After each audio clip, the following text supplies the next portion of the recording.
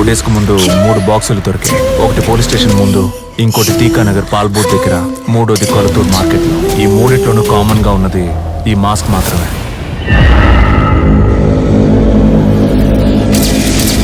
గుర్తుపట్టగలిగారు sir?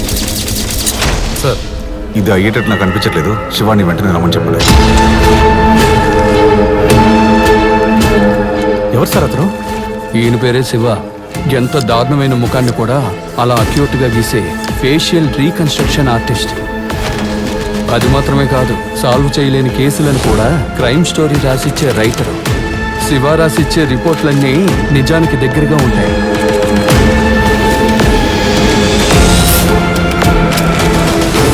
Dog ద్వారా కూడా lead దొరకకూడదని body మొత్తం పర్ఫ్యూమ్ చల్లేస్తున్నారు. నువ్వు గీసిందే. ఈ అమ్మాయి ముఖం ఏ మిస్సింగ్ కేసు ఫైల్లోనూ ఇంతవరకు మ్యాచే కాలేదు. ఒకవేళ కంప్లైంటే రాని కేసు అయి ఉండొచ్చు కదా సార్.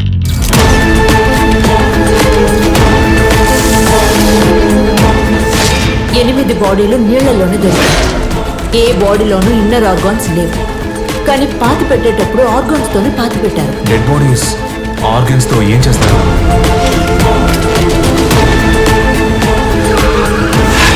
క్రైమ్ సీన్ రాసి ఇవ్వడంతో ఆపేయండికో. చేతులు సెపరేట్ గా, కాళ్ళు సెపరేట్ గా దొరికాయి. మనకి ఇది అవసరం మాకో. రాజేంద్రన్ సార్ నన్ను హెల్ప్ అడగకపోయినా ఈ కేసులో నేను ఉండేవాడిని.